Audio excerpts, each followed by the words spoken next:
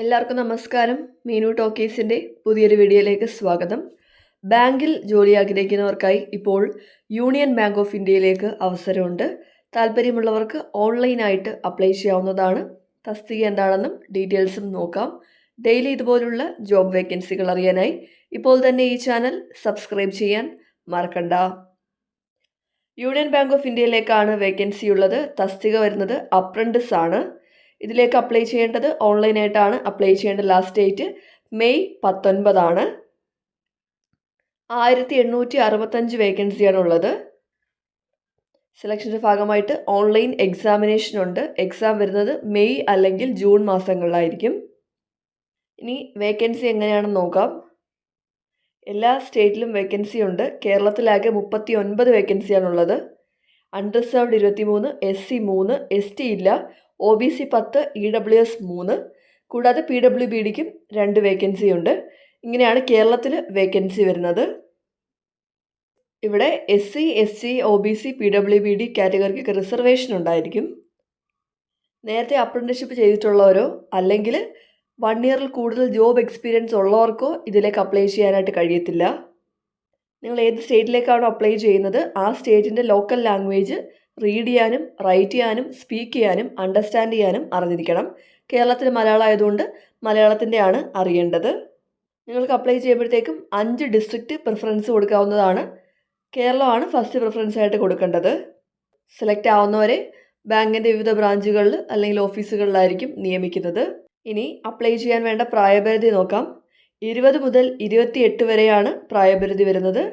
ഇത് കൂടാതെ SC, ST കാറ്റഗറിക്ക് 5 വയസ്സിൻ്റെയും OBC കാറ്റഗറിക്ക് 3 വയസ്സിൻ്റെയും ഇളവുണ്ട്. അതുപോലെ തന്നെ PWBD കാറ്റഗറിക്കും പ്രായത്തിൽ ഇളവുണ്ട്.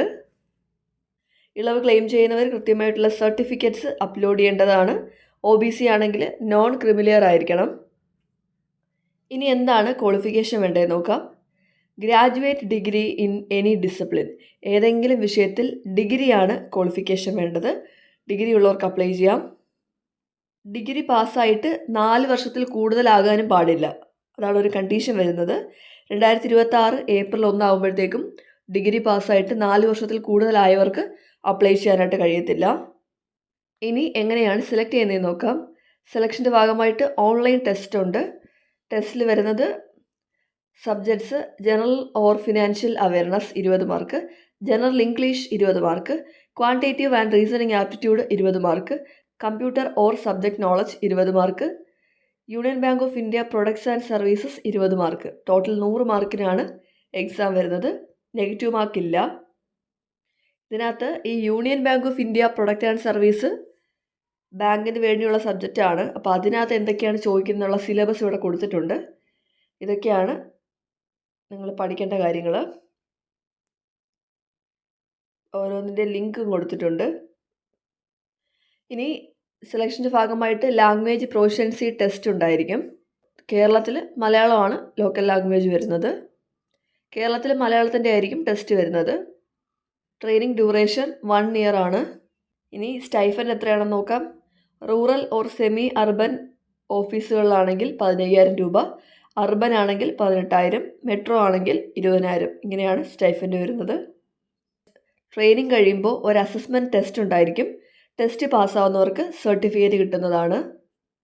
ഇനി എങ്ങനെയാണ് അപ്ലൈ ചെയ്യേണ്ടതെന്ന് നോക്കാം. അപ്ലൈ ചെയ്യേണ്ടത് ഓൺലൈനായിട്ടാണ്. ഇതാണ് അപ്ലൈ ചെയ്യാനുള്ള ലിങ്ക്. Website www.unionbankofindia.bank.in/recruitment.aspx. ഈ ലിങ്ക് വഴിയാണ് നിങ്ങൾ അപ്ലൈ ചെയ്യേണ്ടത്.